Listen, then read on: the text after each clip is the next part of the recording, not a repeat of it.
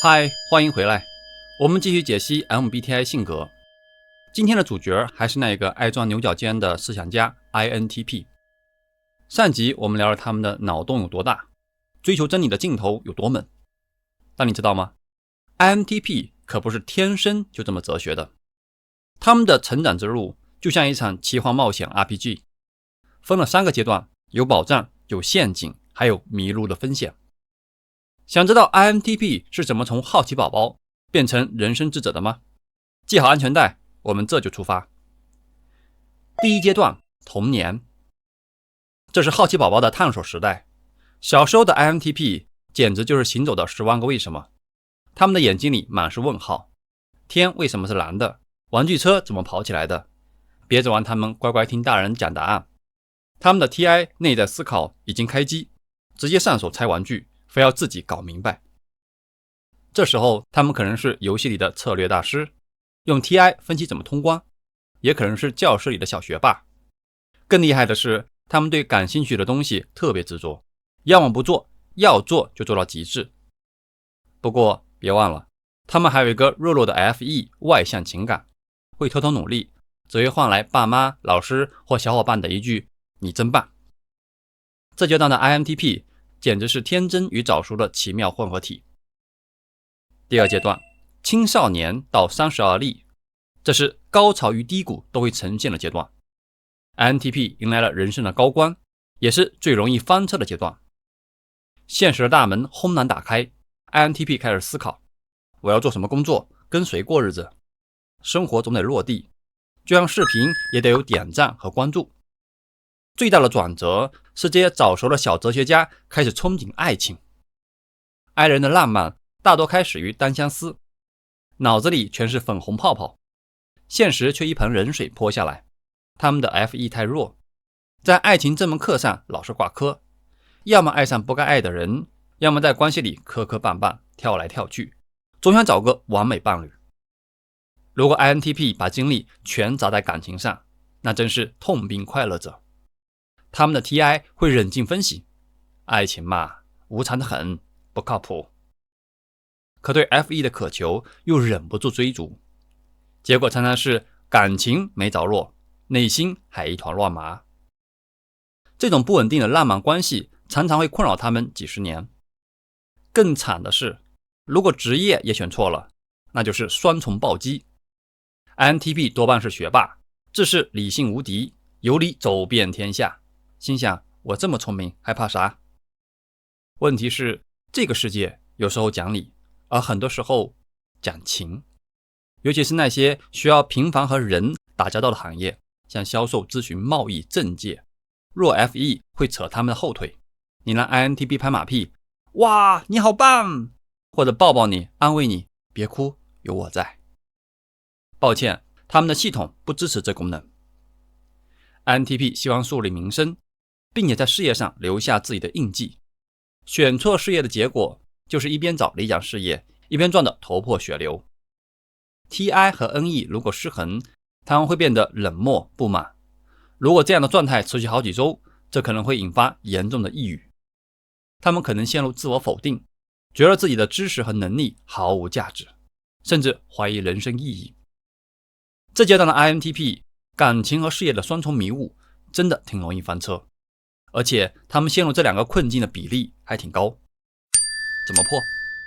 关键是自我认知，搞清楚我是谁，想干嘛，看透自己的长板短板，才能少摔跟头，不用每次都拿痛苦当学费。我们再来看看现实中的 INTP 是什么样子。他们内向的像独行侠，对生活琐事提不起劲儿，现在流行什么，哪打折，没兴趣，聊这些他们准走神儿。但一旦话题转向他们感兴趣的领域，比如宇宙的本质或者人类行为的底层逻辑，他们就能聊得停不下来，眼睛都放光。他们的 TI 推着他们追求独立，独处是日常标配。别看带着个屁好像很随性，其实 TI 是内在判断狂魔，非要找到逻辑自洽的答案，心才能踏实。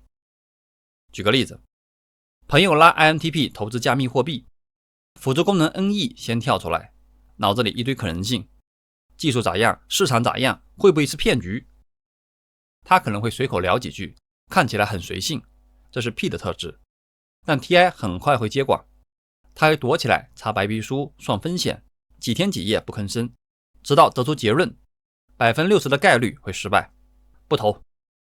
只有当他确定自己的分析是正确的，心才会安定下来，哪怕这个结论与朋友的热情背道而驰。与朋友背道而驰？这不是问题。在研究过程中， INTP 倾向于保留自己的判断，不会轻易下结论，所以别人几乎无法知道他们在想什么。在朋友看来，他们显得拖延或者优柔寡断，这个很 P， 但实际上他不是不想决定，而 TI 在推动他追求一个确定的让自己幸福的答案。他需要独处和专注，而不是随大众或仓促行动。 INTP 对逻辑漏洞超敏感，对很多习俗像烧纸钱、辟邪禁忌，他们心里翻白眼，但懒得说破。毕竟世界不爱听真相，讲了也没用。但对于他们自己而言，宁可面对丑陋的真相，也不想活在谎言里。 INTP 通常很冷静，不太会被别人的情绪、社会的习俗影响，不会被情绪绑架，也不会为了讨好谁而干傻事。他们表达判断的速度很慢，因此人们会以为他们是耐心的倾听者。不过别被他们的安静骗了，他们的 TI 正在思考中，只是计算量比较大。 INTP 喜欢独立不受干扰的工作，所以当别人打断他们时，他们会觉得不爽。但他们的性格通常又不会直接说你丫闭嘴，因为他们的 FE 比较弱势，更倾向于认为他们唯一能控制的东西只有他们自己，所以会觉得有些沮丧，甚至恨意。还记得舍利弗传里世尊驱赶那些刚出家的比丘吗？ INTP 主动制止别人，通常只有在他们掌舵的时候，如果他们知道自己说了不算，结果常常是拖延和接受。算了吧。他们经常对别人的情感需求漠不关心，甚至显得无情。比如朋友倾诉痛苦时， INTP 可能只给出逻辑分析，这是你思维模式的问题，而不是提供情感支持。在亲密关系中，他们可能会被伴侣认为冷血，或者不在乎他们，因为他们的确不擅长表达感情。比如当家人去世时， INTP 可能只是认为死亡是自然规律，而不去安慰哭泣的亲人。这也是 TI 和 FE 在他们成熟过程中产生的影响。虽然有些人怀疑 INTP 可能跟自闭症或者人格分裂有关系，这些人都共同表现出冷漠，其实这只是在现象上有些重合，他们之间还是有明显的区别。那 NE 呢？ NE 让他们的思维比较跳跃，甚至喜欢把外界抽象化、概念化，他们容易忽略别人看起来显而易见的事情，同时又能看见别人看不见的模式和可能性。比如他们会长时间对房间的摆设、衣服的颜色、周围的环境视而不见，这些都被抽象了。用世尊的话来说，在他眼里这些全是空的。 TI 追求逻辑上的确定性，想得出一个结论，而 NE 是寻找各种可能性，不断抛出新选项，调整 TI 的逻辑闭环倾向。你不是想收工吗？我偏不让你收工，导致 INTP 经常会陷入优柔寡断或自我怀疑。比如朋友约 INTP 出去吃饭，问他想去哪儿， INTP 的 TI 想快速决定，上次去的那个川菜馆味道不错，性价比高，去那儿吧。但 NE 马上跳出来，等等，那家店虽然好，但附近新开了一家泰国菜馆，评价不错，或者我们可以试试素食餐厅，听说挺健康，还有那家日本料理可能会更有氛围。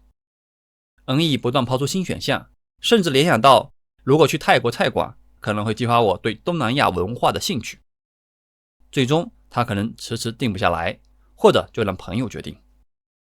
对问题过度思考，迟迟无法决策， INTP 可能会研究无数个选项，却从不下定决心，或者在讨论中钻牛角尖儿，纠结于无关紧要的细节，显得固执，脱离现实。 NE 会认为很多事情都是灰色或者模棱两可的， INTP 通常从问题的两面看待事情，这可以防止他们陷入无理判断或过早得出结论。这就是为什么他们经常被视为公平公正的仲裁者。NE 还能帮助他们接受另类的生活方式，什么素食呀、1-2周不洗澡呀、几天不吃饭呀、几天不睡觉呀，这些对于 INTP 来说都不是问题。他们认为这是在进行生命的探索，还会很好奇、很期待这样的经历。在现代， INTP 更倾向于活跃在科学领域，因为现代的科学领域知识性很强。但在古代， INTP 通常活跃于玄学中，现在也有一些什么周易占卜、炼金术、巫师、中医理论等等，这些领域也非常需要抽象和逻辑。比如梅花艺术的发明者邵雍就是 INTP。 但同时 NE 也会让他们对现实不安或者不满，所以有时候他们想要摆脱这一切，比如突然辞去工作，或者断除一段关系，不辞而别，去寻找更刺激的东西。世尊也有几次不辞而别。所以有人会认为 INTP 反复无常或者不负责任，因为 NE 的这个特性， INTP 通常要花大量的时间和反复实验才能达到更高的水平。再说 SI 对 INTP 的影响。内向感觉 SI 是一种保守的功能，所有类型的人格只要有 SI 功能的，包括 INTP， 都倾向于吃常规的食物，他们吃是为了活着，活着不是为了吃，倾向于储蓄而不是消费。 INTP 本质上是极简主义者、实用主义者，对生理愉悦和物质享受的需求比较少，说人话就是节省。在他们看来，大部分消费都是多余的，再加上他们不善于情感表达，这常常会让他们的伴侣感到不满，这日子没法过了。 SI 是 SJ 护卫者都具备的特质， SI 通常会遵守传统，遵守主流的价值观，墨守成规，老祖宗立的规矩不能丢呀。但 INTP 还有一个强大的 NE， 他们会淡化传统信仰，规矩就是用来打破的。随着他们的 TINE 经验的提升，他们会发现老祖宗的规矩有很多不合理之处，更愿意相信自己的经验，而这成了他们的信念。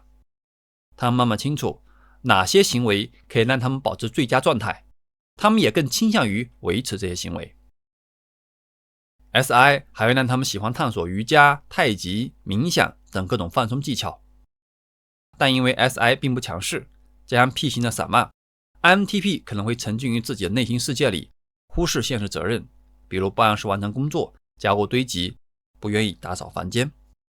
这是第二阶段。第三阶段，成熟期。 INTP 的第二阶段最重要，也最容易翻车，因为这时候 INTP 的内心冲突达到顶峰。到了第三阶段，大约30岁之后， INTP 进入平静阶段，他们不再那么焦虑， TI 和 FE 开始握手言和。这时的 INTP 不再像年轻的时候一味地追逐理想，而是更懂得享受生活，开始享受工作的内在价值，也更理解什么是人生的意义。年轻时他们可能觉得这样太无聊，但成熟后他们发现平静才是真谛。有人可能会问， INTP 都在思考什么呢？又思考出什么结论呢？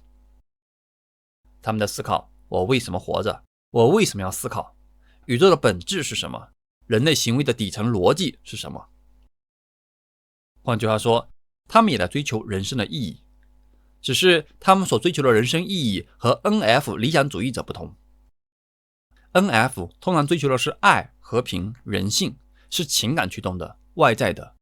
INTP 追求的是理性驱动的、内在的。他们不一定想通过这个改变世界或者影响别人，他们是想通过独处、思考和探索来满足内心。世尊所讲的方法包括观缘起、观无常、修平等放射，这些都是他自己经常用的观修方法，得到的结果是更平静、更稳定、更安详。所有 INTP 都要面对焦虑问题，他们焦虑伴侣、焦虑工作、焦虑人生的无意义。